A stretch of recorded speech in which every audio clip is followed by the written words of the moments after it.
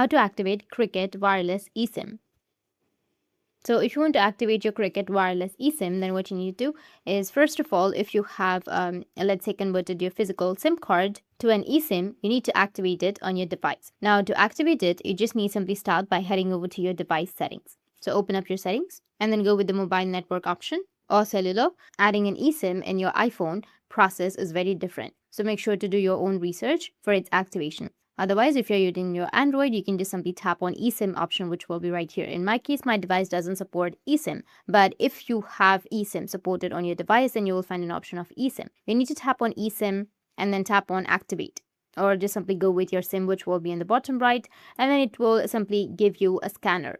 So you need to go and scan the QR code that you have received from Cricket Wireless. And after scanning the QR code, click on the download, which will be in the bottom right, and it might take a few seconds to activate, but once the eSIM is activated, you need to click on the three dots, which will be on the right side, to enable the eSIM. That's it, and if you have any questions, feel free to comment below. Thanks for watching.